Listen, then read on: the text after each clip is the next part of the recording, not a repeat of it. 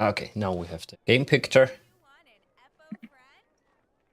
I'm still waiting for it to appear on. Oh, there we go. Yeah. Yeah, we have a delay of around 10 seconds. Oh Christ. Okay, that's a fair amount. Yeah, it's because of the high resolution. I recently switched finally to 4040p. For a long time, I still used 1080p. It's really really like janky on mine. The lagginess was because I switched to the second monitor for a second. Every time I do that. Oh, I see. That will be. Yeah. I see. I get it. They're just AI running around in the background, are they? No, not really. The guys Or who are really running in the background are players. There's a queue up there. Yeah. And someone looks like bloody Master Chief. Well, I guess we have to make a tour, but first, let's give me a second here. Yeah, good evening, everybody, and welcome to another afternoon tea with the captain. Of course, I'm not alone. Joining me is Hero, also known as Hidden Agenda, a fellow Star Trek fan and modder of Klingon Academy. Hi there, it's been a long time since we last chatted. How are you doing? Yeah, not too bad. Was it, what, 2021? Yeah, something like that. Yeah. Yeah, I'm good. It's nice and cold here at the moment. It's probably cold where you are as well. And, yeah, it is. We finally had some kind of winter, but the snow is already gone, sadly. Hopefully we get it back for Christmas. I don't think there's snow at I'm not really a big Christmas fan anyway, to be honest. But I don't think there's been snow around that time here for quite a while. Yeah, just From it is what part of the UK are you? I'm over in East Anglia. Oh, okay. Moved here with my parents in just before Christmas in 2003. So I guess snow is rare in general. Depends on what part of the country you're in, I guess. I mean, if you went up to Scotland, probably not. But down here, yeah, it's a bit rarer. I'm not sure if it's also being somewhat near the coast or some stuff like that as well. Then, of course, before we get into the real meat of today's topics, what do you have? Do you have a drink with you? I don't at the moment, no. I mean, I don't drink tea or coffee or anything like that. Very occasionally, I might have a hot chocolate, I suppose, but haven't really had one of those for years. I had a Monster, but that's finished now, and that was mainly just to get it out of my fridge so I can concentrate on having slightly better drinks. The diet's gone off the rails recently, so yeah, having a child, the diet aspect goes out of the window. Yeah. I'm currently having just classic black tea with milk and a muffin. I don't think. I've got some. I suppose I've got some protein bars downstairs. I could bring up. They're quite nice. They're the white Oreo ones. I don't know what if if there are brands that you guys have over there, but the grenade bars. Yeah, we have them too. The Oreos. Yeah. It's the white. I've got the white chocolate Oreo versions of those. Somebody bought a bunch of those for me for my birthday a few weeks ago. So I've just been going through them. I see. Yeah, and it's, I guess, a long time since you touched Klingon Academy, but maybe you had a chance of playing other games, maybe even the newest Star Trek games. Honestly, no. Probably, I mean, there is a game that I've played probably too much of recently that I don't know if you will have played it, or one of the older ones. I've only played the most recent one. I think it would be up your street at some point, but been playing a lot of X4 Foundations and the various, with the DLC for that as well. That's the X Universe stuff. I started many years ago, the games, I think, but I've just played the most recent one, which is it's kind of like, in some ways, a more finished version of Star Citizen, but quite cut down. You have first person stuff, and you get in your ships and so on as well. You go around, you go on stations, you talk to people, you do missions, you command entire fleets, build stations, do trading, do mining, things like that. Or you get your people to do that for you. But I've got a few hundred hours in it now, so I've got stations and pretty much an empire, probably, big fleets, enough to take down probably any, if not all, of the other races in the galaxy now. I followed the X Games for many, many years and played the second one to death. So I know how much of a time sink this genre is. It can be as much as an MMO. Yeah, sure. And I think when you get to the late game missions, I've only recently built shipyards and things like that on it, but you get to the late game missions and they require quite a lot of money to be poured into them and resources. So they just take quite a long time by themselves. They rate each one on difficulty. I think one of them, I've only done one of the terraforming missions in it, but one of those is rated as impossible difficulty, which probably means that you just need a ludicrous amount of money and resources to do it. I always found it sad that it didn't have a co-op. I understand that they always said that the reason is basically it's too complicated to have that big of a unity, that many NPCs flying around for an MMO. But I said, hey, you don't need to make an MMO. Give me 2 or 3 extra players, and it would be amazing to basically have control over an empire and achieve something together. Yeah, sure. Yeah, or you band together with 2 separate empires and you take over. You can do all sorts of stuff. I've only done one playthrough. I know people that are really into it. You can have starts at different races, and you can say, I'm only going to play this race. I'm going to go through they're only going to use their ships. All my fleets are kind of pretty ragtag, and the ships I'll send them to each of the different races to get the best shields and the best weapons and stuff like that. And you can kind of mod them up afterwards as well to make them stronger. So that's all good fun. I quite like the ship designs in it as well. The different races, all except the Boron, really. They're all right, but I'm not a massive fan of the kind of really alien-looking ones. I like the quite more industrial, blocky-looking ones. But Do you know that? Sorry, go ahead. Yeah, I was going to say, I think that probably what you played in X2 versus X4 ships probably don't look anything like what was in X2. Yeah, definitely. Do you know that there is a big modding community for 3 and 4?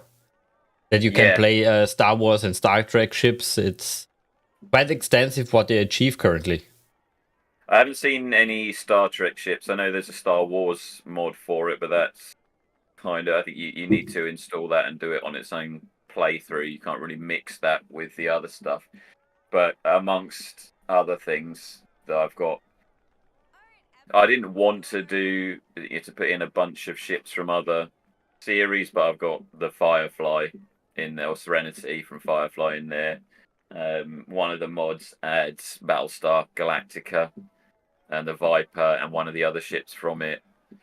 Although that also does add a whole bunch of original ships, and it also adds the Normandy from Mass Effect.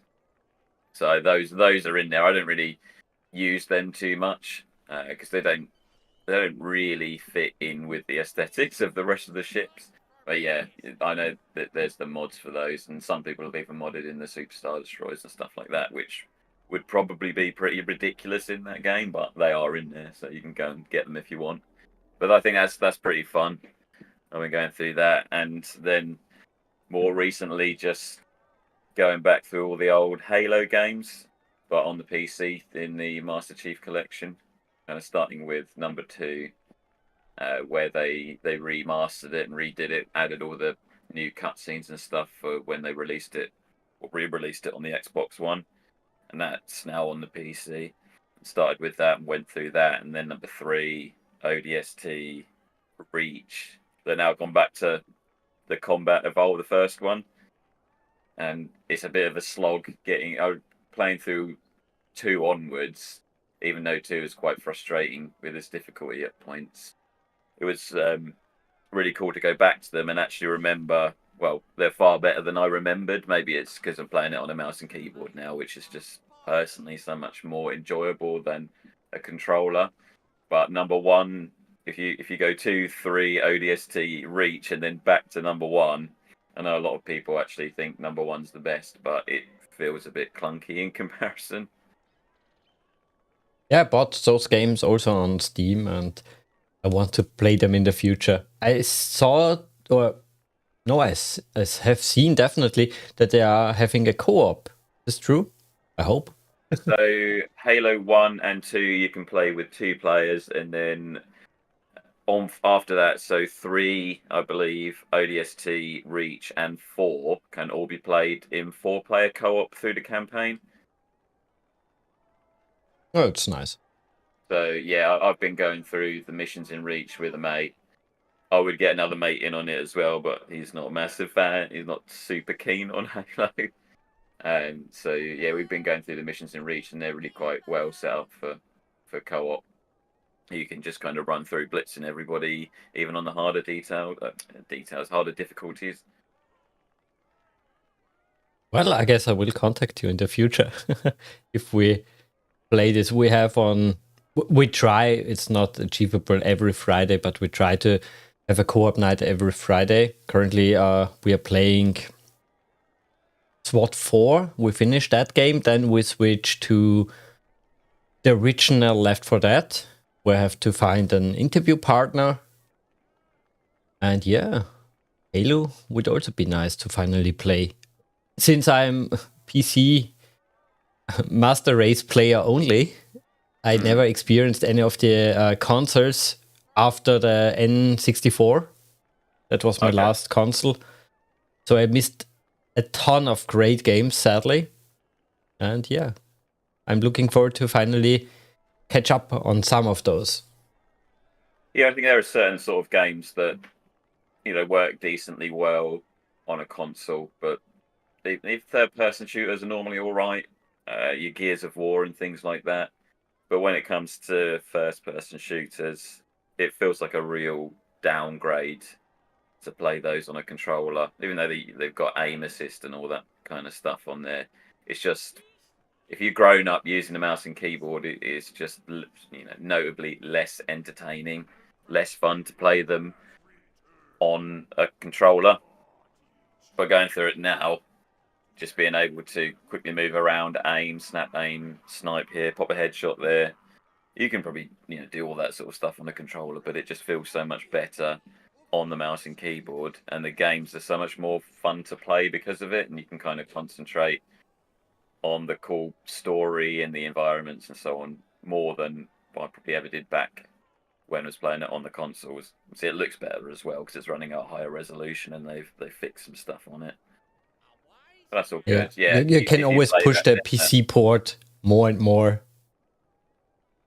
Yeah, there's only one that's not on PC now, which is Halo 5. And that is probably the weakest one, really. That was sort of designed for co-op actually, but I don't know. It's just that I've played through it. It's all right. Infinite's on PC as well. I think it was on PC from the start because they kind of seem to do stuff like that now. But I'll hold off until that's not 50 quid anymore. Not really keen on paying that much money to go through it. Yeah, that's something which I also more and more used to. As older I get, the less I want to spend on bad experience. If I'm not really convinced this will be a great game, I won't buy it at release. I will just wait for the next Steam sale.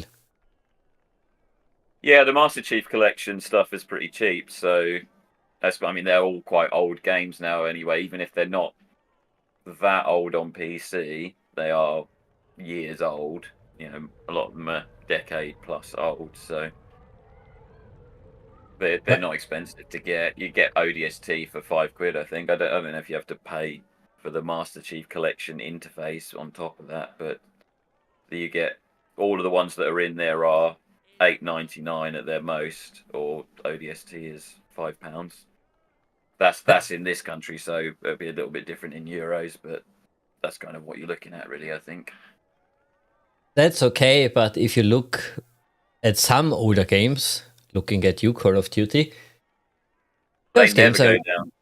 they're never going down. And No. if you are that crazy and want to play all of them, and you want to start with Call of Duty 1, 2, and 3 and 4, yeah, around $50 to $20. Let's call it dollars. I'm also here in Europe, so I don't know if it's correct, but at least it's around that. And did you ever see the Call of Duty franchise bundle? It's around 900. 900. That's ridiculous. Yeah. I would say as well, you wouldn't be able to play unless for some reason they ported it. Halo 3 was console exclusive.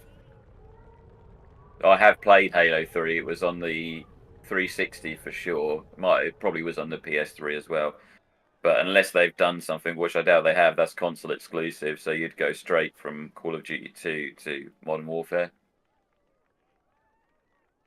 The last one I have is World War 2, which was the one that has Josh Duhamel in it as one of the officers that you fight for. I haven't finished it. It feels like so much more of a slog than previous games. Is it a recent one? Because the last World War II was for me in around 2010, but I know there is a recent one. That would be World at War. That was a really good one. That's the one that came after Modern Warfare. Exactly, yeah, that had the great co-op mod. That's decent, that one. Yeah, no, this one was the first of the newer. Well, so they did Call of Duty World War 2, and then they did Call of Duty Vanguard, I think, which lots of people didn't like. And I think they are doing a remake of World at War. I don't really know why. They did a remake of Black Ops, I think, and they've remade, or they are in the process of remaking all of the Modern Warfares as well. I know they've done 1 and 2, and I think 3 is due to come out, or has probably came out in November this year. It's really getting complicated on that front. Calling the games the same name as the previous titles. Which Call of Duty Modern Warfare do you mean? Yeah. It's unbelievable. I think even though it got slated at the time, it's kind of been agreed sort of later on, especially if you as you enjoy science fiction and so on. The Infinite Warfare is pretty good. That's got a decent campaign. Yeah. If the bundle would be much cheaper, I would buy it. Let's say 200 euros. I would buy it. But 900, no fucking way. That's not... It's in my budget, don't get me wrong, but no. Fucking no. It's not worth it. Yeah, I think you tend to prefer the older games as well, don't you, over the in general, yes, but also like newer games. I really loved the campaign from the recent Battlefront 2. But oh yeah, that's pretty decent. We've been playing some of the co-op, just capture, attack, defend type missions recently. They're a good. So my mates quite like playing Apex Legends, which is a battle royale game. You go in duos or trios. I'm not a massive fan of it, PvP related stuff. I think Apex Legends is the kind of game that if you're having a good evening, you'll have a good time on it. But if you're not having even a reasonably good evening, then you're probably not gonna have that much fun. Or certainly I don't. So we'll sometimes go a bit on that, and then when we have a bad run of games, I'll say that's it for me. And then we'll either go off and play some rounds of Halo, or now we've all got Battlefront 2 as well.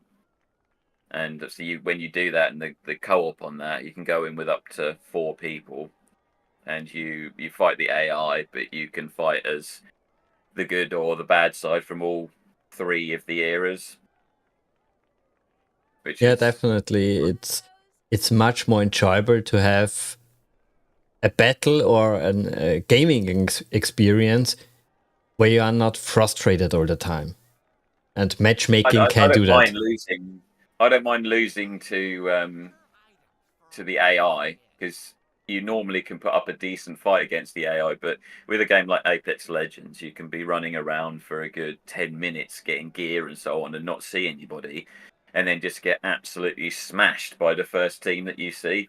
Maybe they maybe they've just got really good players on there, or they've just got better position than you. You know, they on in a game like that, the team that attacks first and has good position really has a massive advantage. You know, and also in that occasionally you get people hacking as well. It's not common, but every now and again you'll be looking, trying to pop shots at somebody a few hundred meters away, and then they just pop out with a pistol and or something, some machine pistol that is really a close range weapon, and they headshot you 10 times in a row and you're dead, and you had Yeah. no chance.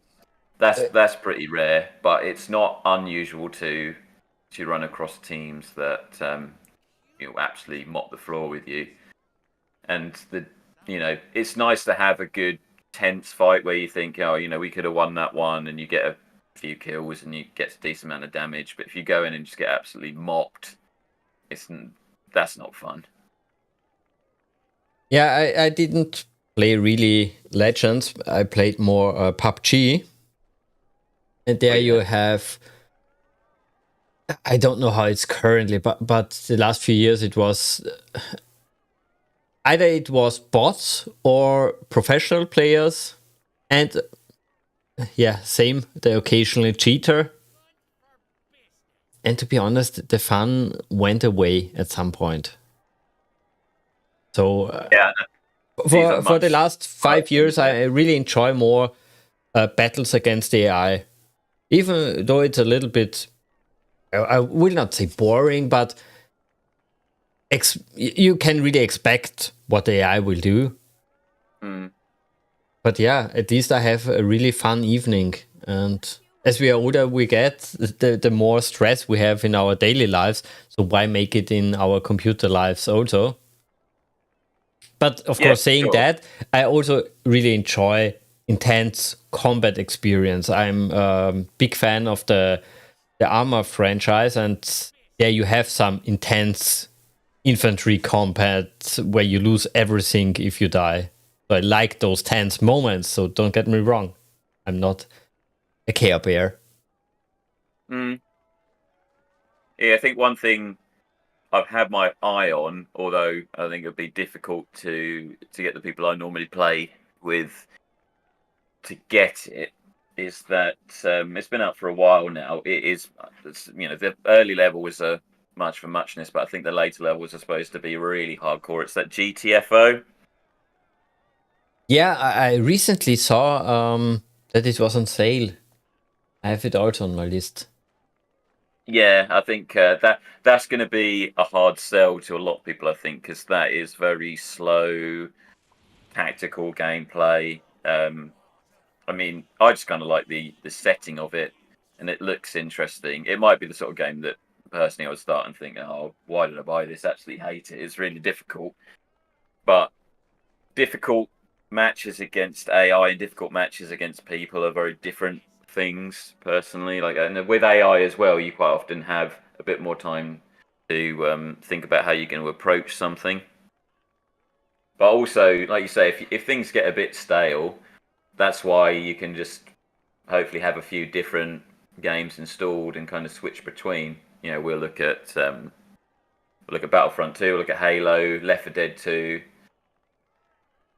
My mates missed out on getting that Back for Blood, which is very akin to Left 4 Dead with a few additional elements to it. They'll probably pick that up at some point to go through that. So they're all.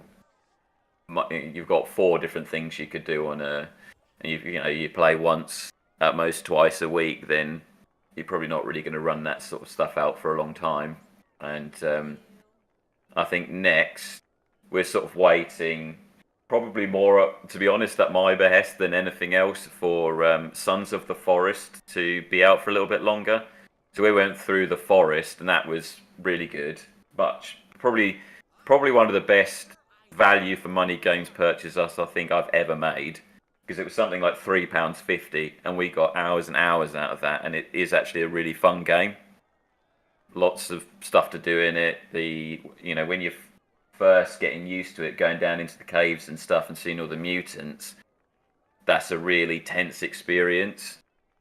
Maybe I am confused, but isn't the forest the game where you start in a plane which is crashing into a forest and then you have to survive? Yes, it is that, but it does have Okay. a story to it as well. Okay. I saw Yeah, so an you do early basic. access version, so it's a long time ago. Oh yeah, like the early access, I think was 2013 or 2015 or something like that. So, and it came out of early access a long time ago and had quite a few updates to it. So it's long since complete now, because really the sequel to it was released in early access at the beginning of this year, and the only reason I'd kind of said to the guys to hold off on getting it was because the original one was certainly kind of janky and didn't really come into its own and be the best version that you could get until quite a few years later. Hopefully it won't take so long with Sons of the Forest, but that should be pretty good when it's kind of fully baked, I guess you could say. But yeah, it's the one where you're in a plane at the beginning, then you crash.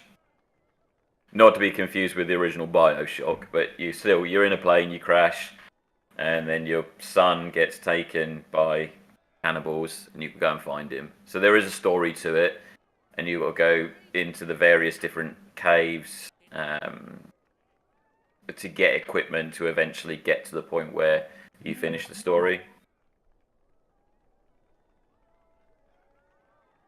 Switching a little bit the topic, did you ever mod again, or was Klingon Academy the last thing you modded? So actually making mods, yeah, I mean, because I think you need.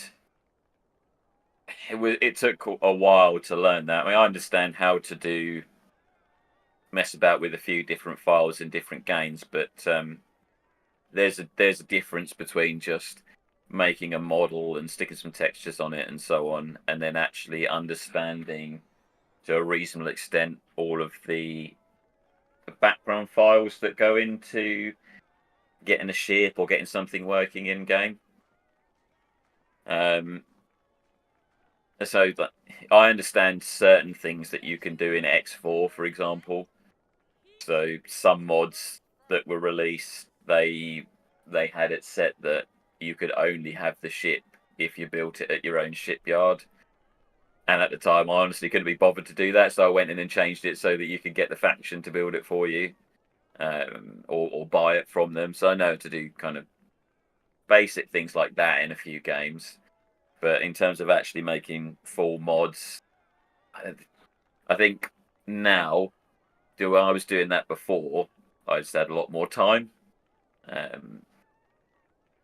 If you're going to make something along the scale of what we did with Next Generation Academy and what a lot of the other guys that you talk to on here with various games like your Star Trek Armada 3 and things like that, you're kind of you're dedicating a lot of time to that, and you won't, if you do enjoy games, you won't really be doing too much else. You'll just be doing that. Yeah, it's the same with content creation for YouTube. Yeah, exactly. Yeah, you've got to do the things that you've got to do. And there was a period of time. Also, maybe other people don't quite find it this way, but I go through a period of time where I enjoy going through various games, normally story-based ones. So when just in the second year, I think it was at the end of 2020 that Cyberpunk 2077 came out. I went through a kind of a run of playing single-player, longer games at the time. You had Cyberpunk, you had some older ones like Prey, Dishonored. I think it went through the second of the more recent Deus Ex games, Mankind Divided. Horizon Zero Dawn came out on the PC, things like that. and then later Subnautica and the follow up to that. But those are really good games. I'd slept on those for sure. And then you kind of get burnt out on that, and certainly was not so much at the moment, quite a regular gym goer, and I'll go back to that instead. Play less games, go to the gym a bit more, and then eventually you get burnt out on going to the gym, so you go a bit to the gym a bit less, and you maybe start playing some games again a bit more, and it kind of goes around in cycles like that. So I think as well, if you're doing that a lot, then you got to find ways to kind of keep things fresh, I guess.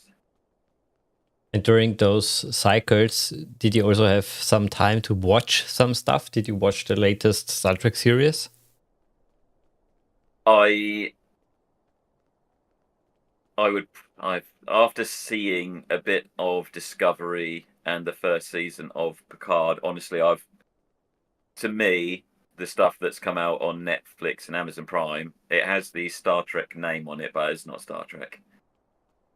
Good answer. I heard that the third season of Picard is kind of a bit more like the old stuff, but I'm not really interested, to be honest. For me, it would be The Expanse. That is probably, so if you say top 3 science fiction series of all time, The Expanse would definitely be in there. I'm a big fan of Babylon 5 and also Firefly and the film Serenity. But The Expanse jumped right up in there. That is, if you haven't seen that, that's on Amazon Prime. That's definitely worth seeing. I definitely will catch that, but I tried to watch it 2 years ago, something like that. And the first 2 episodes were a little bit, I will not say boring, but they dragged along a little bit. Maybe it picks up a little bit later, but the first 2 were a little bit heavy. It's probably a bit info dumpy, yeah. I mean, honestly, I've read all of the books of the stuff that's been released. Oh, there are books? And, they started as books, yeah. So there are 9 books in total. And in the TV series, in the end, they worked out to be a book is a season. But when it started, season 1 of the TV show is effectively half of the first book. And then season 2 is the second half of book 1 and the first half of book 2. And then season 3 is kind of where it catches up because it does the second half of book 2 and all of season 3 in one go. And season 4 is book 4 all the way up to season 6 being book 6. And then the reason they didn't carry on is because there's a big jump in time of about 30 years. I think they didn't want to do all of this spending money on trying to age up the actors and so on. But that is, to me, yeah, I think I get where you're coming from as somebody that hasn't read the books and so on. It's a bit info dumpy at the beginning and there's lots going on. There's also a game out on it now. The guys at Telltale did one based around one of the most popular characters from the series. And I don't know how many of those you've played before. You know, the one they did The Walking Dead and they did The Wolf Among Us and things like that. Yeah, the Walking Dead one I played, and they splitted the developer team. They also did one for Star Trek, and I loved their Star Trek ones. Once it was only one game. Are they a bit older ones, the same sort of time they did the Back to the Future one and so on? Oh yeah, I played also Back to the Future. That I really, really enjoyed. Yeah, I think they're older ones. I was first aware of them from The Walking Dead. That was really good. And then they did Wolf Among Us, which was possibly even better. They did the Borderlands one, a few Batman ones. They did the Guardians of the Galaxy one as well. Yeah, they're pretty good normally, and hope I'll get onto the Expanse one at some point. Outside of that, Gen V was on recently, which is a spin-off of The Boys. Watched through that, and the Invincible cartoon. They're all kind of what turn the superhero genre on its head kind of things. And on the more science fictiony side, have you seen Andor?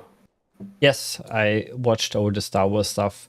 I also watched all the Star Trek stuff, and to be honest, I'm a little bit burned out on both sides. I watch less and less at release. Normally, I watched everything directly at release, and I stopped doing that. I think now it's good to kind of get an idea of whether people actually think it's good or not. And watching Andor, I think one of the best. That's probably my favorite of all of the Star Wars series. The Mandalorian is decent, but Andor I think is better. But If you part of the look at reason Mandalorian, you have to differentiate between the seasons. The season 1 was great. Season 2 was meh. Season 3 was also a little bit meh. Yeah, season 1 I think is probably the best. Yeah, I did enjoy all of them. I think the main reason I personally would say that Andor is the best is when you get stories that they could work in any setting. Andor happens to be in a Star Wars setting, but it's not really a Star Wars story. It's a good kind of thriller, lots of areas covered type story. Yeah, but also what's very important for me is the world building is so much better than in every other series. The Empire is really a threat for the characters. Yeah. It's not, oh, there's one ship, we have a Star Destroyer. Hey, we have multiple ships. Why couldn't we use some TIE fighters if they split up, for example, as Obi-Wan did, or another example, lightsabers. Yeah, bit of a joke. Nobody dies from a lightsaber anymore. Oh yeah, there was a whole. You mean in Ahsoka? In Ahsoka, in Obi-Wan, gets stabbed. Nobody is dying. Yeah, what would be the actual effect of getting it? Would have probably disintegrated her entire body or set her on fire or something horrendous like that. But she survives it just fine. I like the characters. Yeah. I love Rebels. So it was a little bit of a disappointment of having kind of a boring story, and I didn't really feel the threat that Thrawn is imposing to the galaxy. He looked a little bit also fat. I've never seen the 3D animation series. I did start to watch them. There's a lot to get through there. I think it's a little bit intimidating. And to be honest, Clone Wars is not really a looker at the beginning. The first 2 seasons, the animation style is a little bit clunky and they jump around in the timeline a little bit. That's confusing in that part, but at the later seasons, the animation is perfect and the storytelling is amazing. It basically really closes the gap between episode 2 and 3, and it ends with Order 66. Yeah, they definitely seemed more. I only saw maybe 2 or 3 episodes, but they seemed more adult than I was expecting. You know, not made for kids specifically, which is kind of what you might think of when you see something like that if you're coming into it with no knowledge of it. Definitely. Rebels goes a little bit more in the direction of kids, but not intensively. It's not on the level maybe from Doctor Who where you have really silly monsters. That's not, but it's not that brutal, not that many characters die, but the storytelling is really, really good. The Doctor Who episodes have been... I haven't watched Doctor Who for years now, and I never really watched the original ones, but after Christopher Eccleston, you had some really good ones in there. Everybody loves Don't Blink. Yeah. With the first introduction, and really the only time I personally think the Weeping Angels were actually done that well. Yeah, they suffered a little bit the fate of the Borg. That they got weaker and weaker as often as we have seen them now. It's a little bit a cheap enemy. I remember another episode as well where, and I think the best episodes were the David Tennant ones. Yeah. There was another episode where they were in this, I think it was a library or something, this weird galactic library, and they were Yeah, had the space biggest library in the galaxy. Was that and is it the one where they've got spacesuits on, and then these sort of, is it worm things go into the spacesuits and kind of kill them inside, but they're still Exactly, yeah. walking around, and you can't tell until you get up close whether the person's actually alive or not, and they're kind of like a skeleton in there because they've been stripped to the bone. Those ones are quite freaky. And there was also one where it was set back in the Blitz, maybe, and it was the alien device turning people into, like, Are You My Mummy? With gas masks and so on. Yeah, I think it's that one. Yeah, Yeah. It's Everybody with the gas masks says basically, "Are you my mummy?" Yeah, because it's kind of supposed to be something. It turns out to be some kind of healing device, doesn't it? But it's got the wrong data, and it can't heal people properly. So it's just turning them into something that it's seen. What on earth is going on in the background there? It's the Winter Wonderland. A simulated snowman attack the Winter Wonderland. Okay. You guys just casually sat there. It's no bother to me. No, I have a Gorn sweater. Why should I? Sadly, the current seasons or series of any franchise don't get me that excited as what you just mentioned. Stuff from the David Tennant era or Enterprise era. They are okay-ish sometimes, but they don't get me that excited. I always confused how people are giving every new episode a 10 out of 10. I think it depends on what corners of the internet you look at. Really, I think there's a certain Definitely corners of the internet that very much despise current Star Trek, and I'm not at that level, but yeah, I wouldn't even think of it as Star Trek really. Same with Doctor Who, and I wouldn't watch the modern stuff. And they're talking about, there's been talk of reboot of my personal two other favourite science fiction series. So Babylon 5, they're talking about rebooting that. They can't they can't, set it in a later time period because most of the actors of that, or the main cast, are dead, unfortunately. Sadly, yeah. Yeah, and then they're talking about rebooting Firefly as well, which should be a bit of, I don't know. Yeah, sadly, they want to reboot everything. Also, another favorite of mine, Stargate.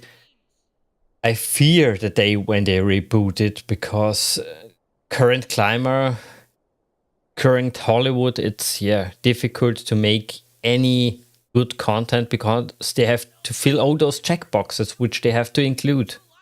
You have to make it, everything becomes just a lot more political. And even if it is political, they don't just do it. They have to make a big song and dance of doing it, which I think is what rubs a lot of people the wrong way. Yeah.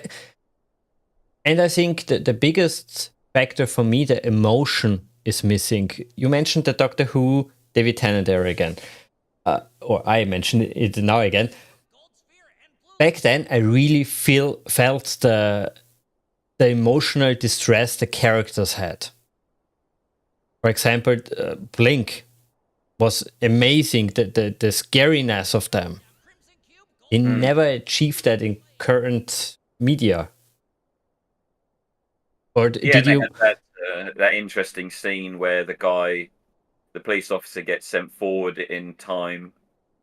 No, he gets sent backwards in time, but not that far, so he ends up in hospital. Yeah, he's still alive when she's seeing him, yeah. Yeah, whereas her mate gets sent back hundreds of years. Did you see the Donald Noble era? Season 4 of David Tennant? There are such heavy episodes in that. You mentioned the library, but the one in Pompeii was also so heavy. she's crying basically that he should save anybody from the village in Pompeii. And the emotion is so hard for you as a viewer.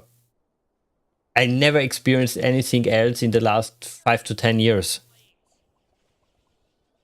And I think, when it's written well and when it's acted well, when it's the subject matter and so on, that's what makes a good series. Certain things when we were talking about the Clone Wars and so on, and then things like that are a little bit daunting, I think, to get, or they can be daunting to get into later on because there's so much of it. So you mentioned Stargate as well. I've never watched Stargate other than the original film for that reason. Didn't really watch it at the time, and now there's just so much of it. That's true. If there is too much, watch it, you're committing to hours upon hours upon hours of time. I have the same problem with Marvel. I watched all the movies, but none of the series, and I'm now afraid to start watching the series because it's so much content. And not only that, at some point they can also decide, all of that is non-canon. Fuck you. But there's that, and also the fact that, I think I would personally say Marvel was effectively over after Endgame. Yeah, for me too.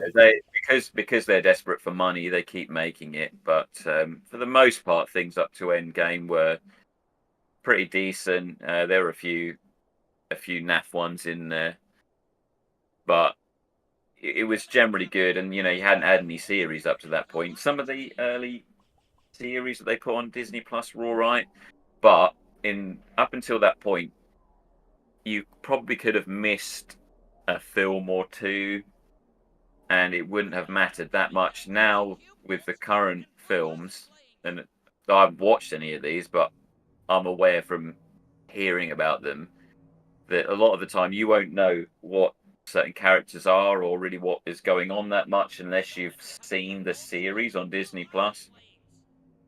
So they're actually really splitting their audience, which is not super clever. That's sadly the current topic of modern entertainment, splitting the communities and making stuff which will piss off the fans. Yeah, they burn everything into the ground. They keep going on something until they lose out monetarily. There's no a real obvious example of that, even though nothing's come out super recently, is Terminator. Oh yeah, I never even watched the last one. Yeah, just the fact when I heard that they'd killed off in case anybody hasn't seen it, I'll just say they kill off a major character and replace. I guess we can say I know it because I watched a lot of the movie on YouTube. They killed John Connor in the first 2 minutes or 3 minutes. Well, yeah, I was thinking of anybody else that watched it, but yeah, they killed John Connor because it's it's political now. They can't. They need to replace him with a female. And I could even accept that, but the rebranding of Skynet was really stupid. That's really, really unbelievable that they removed the name Skynet. But I think they had a really good thing going, and they happily could have left it at Terminator 2. I personally still think Terminator 2 is one of the best films of all time, and most people have it as the greatest sequel or amongst the greatest sequels of all time, and one of the few sequels to outdo the original, which was itself pretty good. So they could have happily left it at Terminator 2 and it would have that great status. Really, the only one since then that's been any good, and still a lot of people ripped it, is Salvation, because it comes in later and doesn't really screw anything up. Terminator 3 kind of messed things up a little bit. Certainly Genesis shat all over the series, and so does Dark Fate. They're all pretty rubbish. Did you watch the series? All right. Sorry? Did you watch the series? I thought Sarah Connor Chronicles was not too bad. Yeah, I think Yeah, that actually was it's alright. not the perfect, but a very good continuation of the second movie. It had decent people in it. You know, the Lena Headey as Sarah Connor. It's a shame that they couldn't get. I mean, they couldn't get Linda Hamilton to do something like that. Maybe she's probably too old at the time, I guess. And they couldn't get certain other people back for it. But it had decent people in it, and the stories were. And I think it was. You know, it generally stayed pretty faithful to what was going on. So that one could have been good. That got cancelled early, didn't it? Yeah, they canceled it because they thought, hey, we have another show. I think it was called Dollhouse. We give all the money to that show, and the show was cancelled a half a year or a year later. What Dollhouse? Yeah, Dollhouse is pretty decent. I Dollhouse. never watched it. I can compare the two series, but I know it was cancelled just a year later. I would say they were on even par, really. Dollhouse had some really good stuff about it. The problem with Dollhouse is, it sounded again like something was, you know, the production company or the studio or whatever bought it, and they didn't really realize what they were buying, and it was supposed to be much darker than it was. But the main problem with Dollhouse is got 2 seasons, and they do finish it, but it was a Joss Whedon thing. So, you know, Buffy's Joss Whedon, Yeah. Angel's Joss Whedon, Firefly was Joss Whedon, and Buffy was probably the only one that fully ran its course.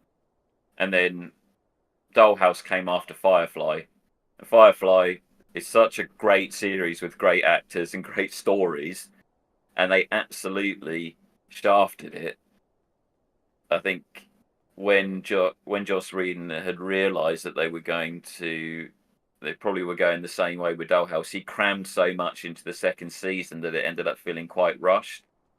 But at least, and it was a decent premise. Elijah Dushku is generally reasonably watchable, but the rest of the cast is probably a bit better. There's some really good guys in there. Alan Tudyk was in there again. I can't remember the name. The guy Victor, his character is. They had also the guy who plays Hilo in Battlestar Galactica. So Not quite a bad. good group of people, and I would say that is worth watching. It wouldn't take up. It's not a massive time commitment because there's only 2 seasons of it. I think Dollhouse is probably to me as good as Sarah Connor Chronicles. I don't massively remember the Sarah Connor Chronicles, but that was all right, and that had another regular Whedon actress in it as well, because Summer Glow was in that, wasn't she, as the Terminator that helps them. Did you ever watch Timeless? I started yesterday with my wife watching it. It's from 2016. It has a nice concept. You know about it? I never not heard of that, to be honest. What's it about? It's basically a time travel series where a bad guy is stealing the time machine, and they have a prototype of the time machine, and they can follow him. And the bad guy is basically trying to rewrite history, American history. The first episode was about the Hindenburg. He wanted to blow it up after it arrived in America, and it was going back to Germany. And then he wanted to explode the ship. And the second episode was about Abraham Lincoln. So it's a lot of effort they're doing to recreate the past. It really looks nice. Can't comment about how the entire series is, but the first 2 episodes are really nice. Also, It's science fiction and a period drama. exactly. What also is interesting, compared to many other time travel series and episodes we know of, the changes in the timeline have an impact. Every time they're going back into the past, the current timeline is changed. So, for example, one of the main character is missing after the first episode. Her sister in the second episode. What was in the second episode? Yeah, Lincoln was killed, but it was a different guy who killed him. So there's always changes in the timeline which have effects to current day. It's interesting how this will continue. What's it on? Oh, I don't have a clue. I bought it on DVD or on Blu-ray. Oh, you got it on DVD, did you? Yeah. Okay. It was recommended by a friend, and yeah, I just bought it during the Black Friday. Sometimes I like to have physical media because in current ages stuff is removed all the time. Yeah, that's true. Yeah. You can still get that more for films really than you can for games. I think if you buy a boxed game these days, often you'll just get a little cardboard disc with the code in it. Yeah, I can't say I missed the CD-ROMs of the games. I really don't. I miss the manuals. Yes, yeah, you used to get. This is really the thing I miss. Well, I also, even though I personally understand that they are not practical at all, I really miss the big box PC games. You know, from back in the day. I miss it as a display object, but not as a real object. Yeah. Like I've not got too many of them. I've maybe got about 10, 15 games, including there's a free space and things like that. But they're also the ones I remember where you get the big chunky manuals in them as well. The early Homeworld games, they had big chunky manuals telling you all about the ships and the races, and so they had a lot of the backstory in it, which probably these days they just put into the game, which is fair enough. If you play through Mass Effect, for example, you've got the codex in there, which will tell you all this stuff. You don't necessarily need to have that in the manual, but it always felt pretty cool to have that. I remember when we were discussing the Klingon Academy side of things that certain countries got a really big manual with that detailing all the ships and so on, and others, certainly the UK, didn't. Yeah, we did notice. It was 10 pages, 15 at most. Yeah, in America, it was more like because I think Starfleet Command over here had a big manual. Yeah, I have those. In America, the Klingon Academy one was more like the Starfleet Command one.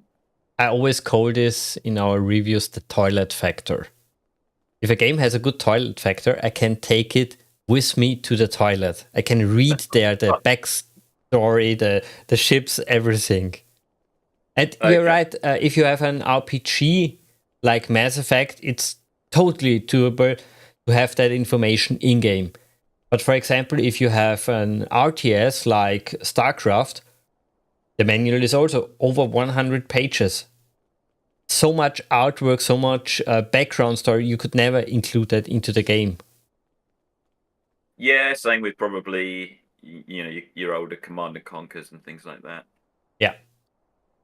And those kind of games with RPGs, a lot of it is told to you in the dialogue, and then if you want more, you can dig into, well, in Mass Effect they call it the Codex, but whatever it's called in each game, you can dig into that, and it kind of gives you the incentive to do that. Whereas in an RTS, like you mentioned, StarCraft, that it's probably not really pushed on you in the gameplay in the same way, because you're not going around having long conversations with people. At most, you'll see that maybe in cutscenes, I guess. But you won't have that in the moment-to-moment gameplay of it. So you won't necessarily sit there and think, oh, I want to go and look up more of that right now. Well, there's a bit of a lull.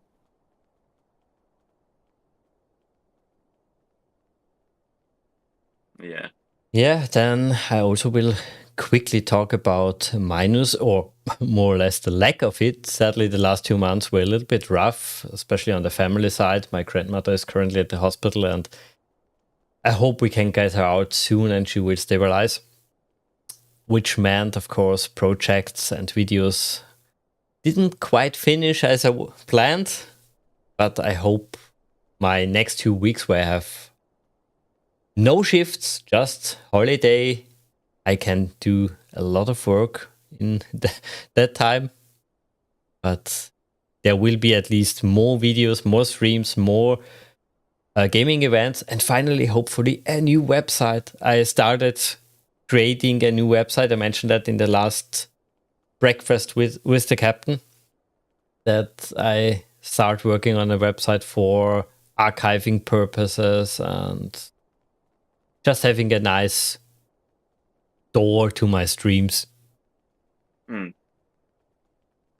Yeah, I hope it gets better and it's not something that's too threatening. I guess unfortunately as people get older, it's obviously always a little bit worse, but it's more likelihood that things will hit people harder.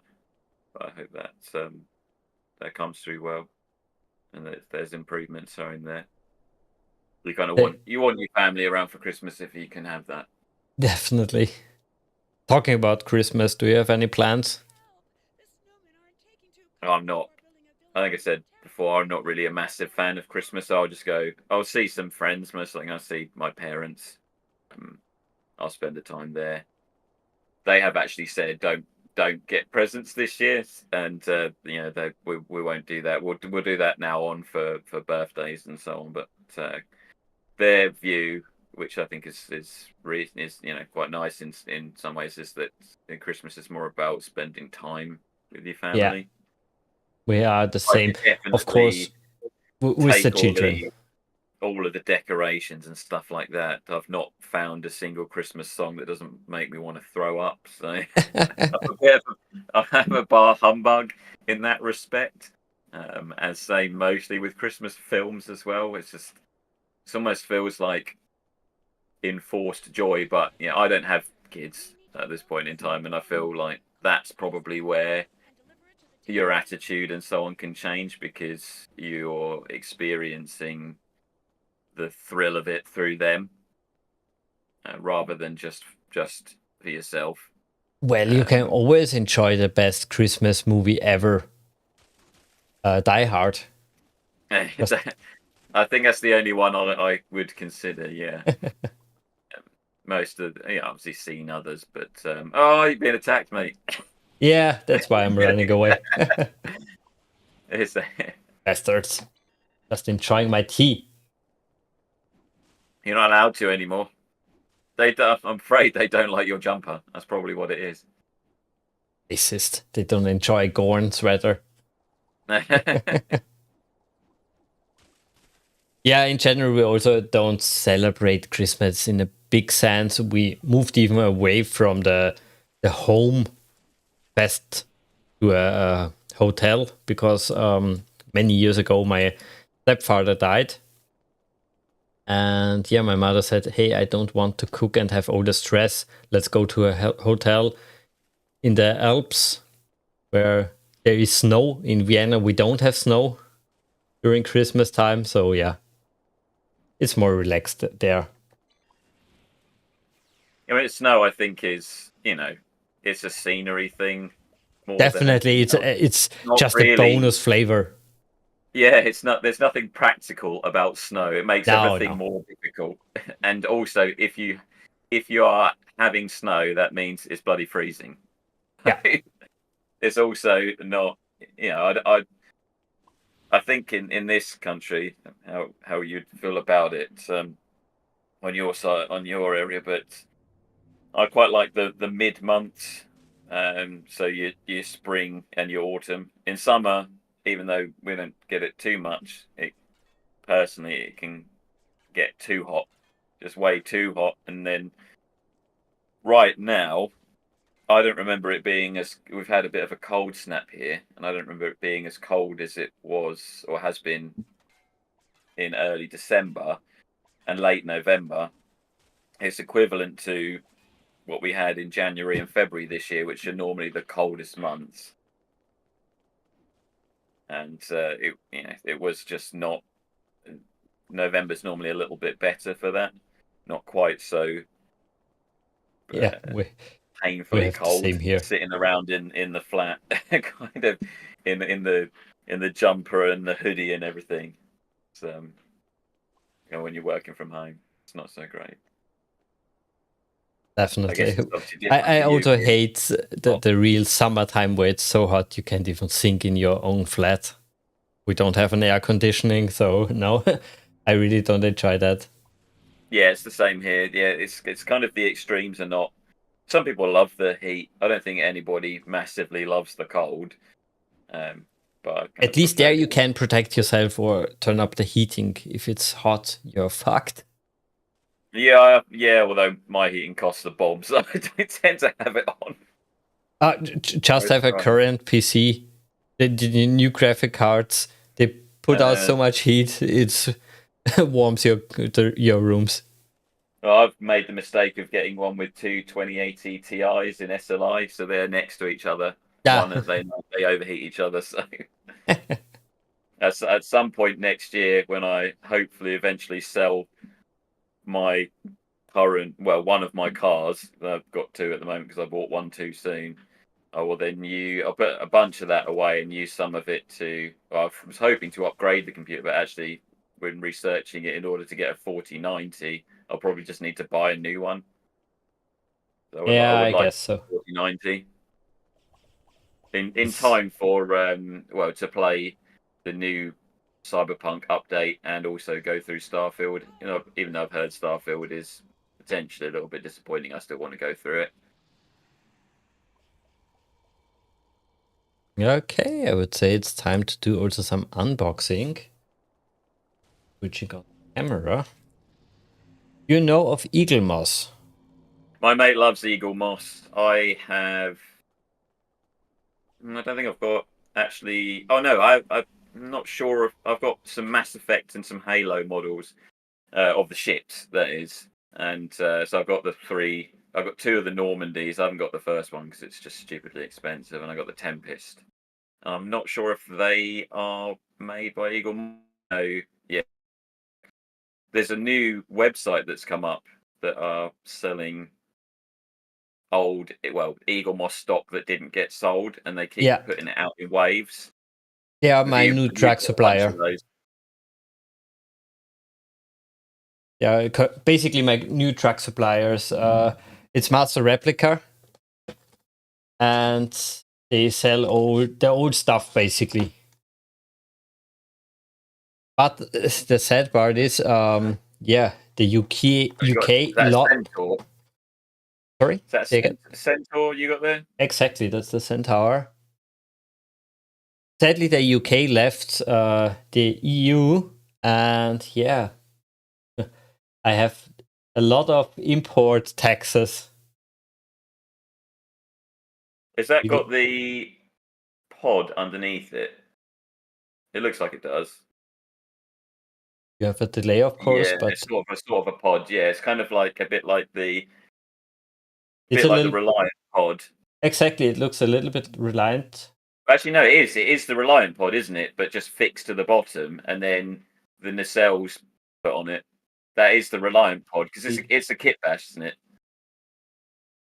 And it's got the Excelsior saucer section with the Excelsior engines, and then this impulse engine. It's got the Reliant pod and bar, I guess, a T-bar, whatever you want to call it, and then some custom-made warp nacelles put on the bottom. I'm not sure. Did you ever made any of those kit bashes into especially the Frankenstein, the Jaeger? Yeah. Made the Jaeger. But if you loaded it up now, you'd probably see. Made the Jaeger. Made of the Frankenstein fleet. I think that might be. With the Frankenstein fleet, I don't remember being that large. We made the Centaur was part of that, so we made that. We made a bunch of the Wolf. Well, I made a bunch of the Wolf 359 ones, most of them really. So the Okinawa, I think, was the Wolf 359 one, maybe. The Challenger. There was one. Was it Niagara? That was basically an ambassador with a Galaxy-class saucer and 3 nacelles. He's Yeah, there got were the. so many. You got the. What is it? Oh, I'm thinking saying it's Deep Space Nine on the side, but is this one of the XL models? This one, the bigger Yeah, ones, and this is the this is the All Good Things Enterprise D. exactly this. We can then compare it to the vanilla version, to the normal Galaxy. Have you got the XL version of that as well? Then Yeah, I bought all the XL versions basically. I love the small details here. We'll see it in a second. The autofocus is working.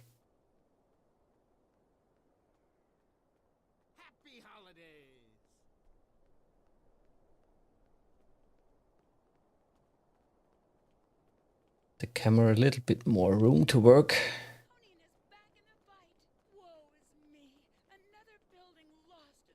I think That part a little bit strange here on the saucer section.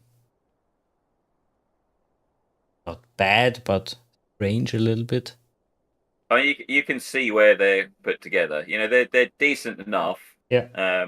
They're not super premium, are they? Like, because they're not priced at super premium. No, I think the price is fair for the quality you get. This is all metal. The saucer section is metal. The cells, of course, are plastic. Yeah, This the is gun also on the base is plastic. going to be plastic as well, isn't it? Yeah, that's also all plastic. But the deflector is nice.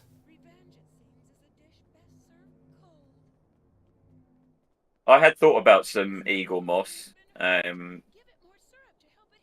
If it just wasn't whatever, I wasn't never massively keen on the stands that they come on. Like a lot of the stands, Yeah, interrupt especially the the look of the Voyager model. stand has a big problem. It's not good.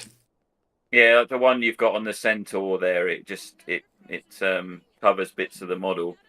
I like the ones where, yeah, you know, granted you might need a little mini hole in the bottom of the model, but you know, it's just there's a hole in the base of it, which you put one singular legged stand into, and that is it.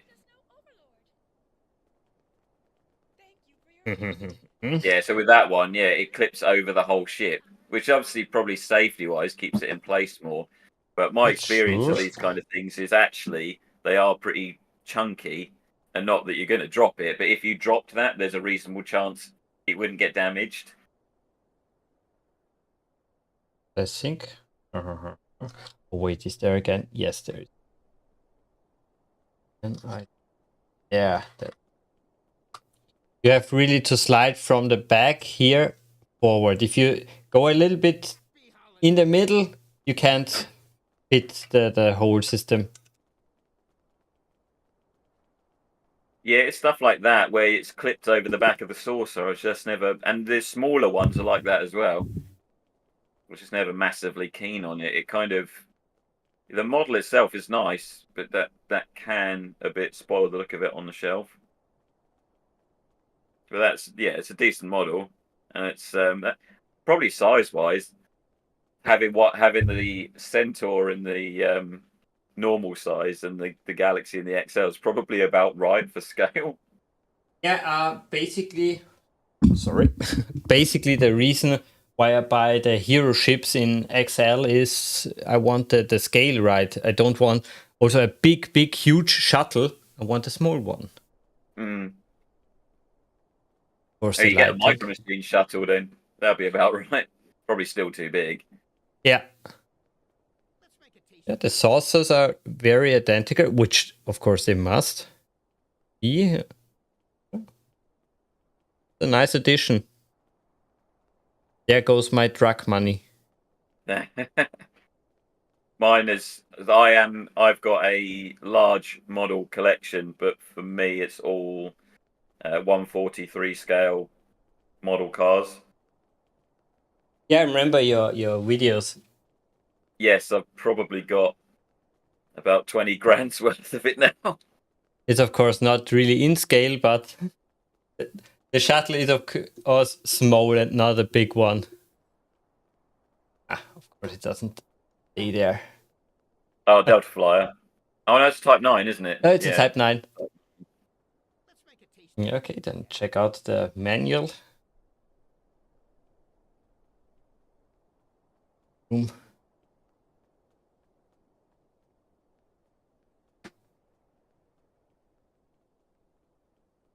I've never checked if there have been any sci-fi themed racing cars to come out. With Racing liveries and cars. so on. Yeah, there's probably been a Star Wars themed racing car at some point or something like that. You of course, you didn't watch the season 3 of Picard because you stopped watching Star Trek, but I would have loved seeing this ship in Picard because it would fit from the time era. Do they bring any of the old ships back, or do they keep with the horrible new ship that they had? They are a little bit better. They even bought some of the ship designs from Star Trek Online, so it's more canon, I would say. And it's not a big spoiler. They have a fleet museum which they show where they have the big ships, the hero ships, the Voyager, the Defiant, the Galaxy. So you see those ships. That's a small one. I would get the Nekvar.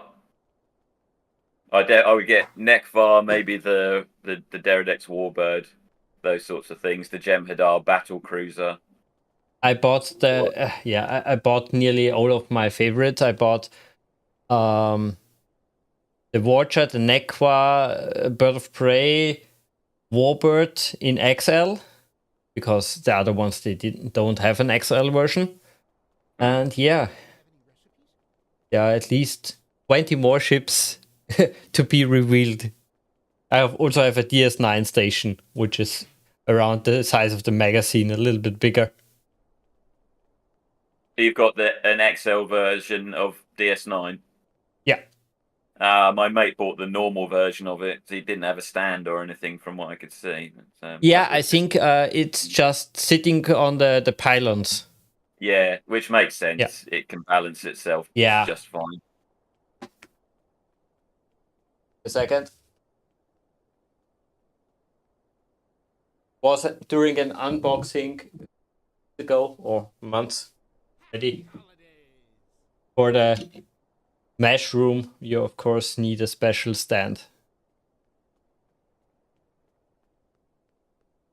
But I also like it. A lot of dust. Oh, the space dock. Yeah. They also made is it Jupiter Station or something now? Yeah, Jupiter and regular one also. Yeah, that I like. And also, to be fair on that one, the stand is not that doesn't feel that intrusive on that. No, because it's a nice ring and it perfectly fits here. That ring. Oh, sorry. That ring. So you don't notice it. Cool. Obviously, if that was to scale with the Galaxy, that would be bigger than the height of your ceiling, I would imagine. Yeah, of course. Yeah. Before I show every of my XL ships which are on display, yeah, I think we ended here. Thanks everybody for joining us. I think this is all of the updates I can share today. Hopefully I can work the next 2 weeks and show you more next time. See you around, guys. Have a good night. Bye-bye.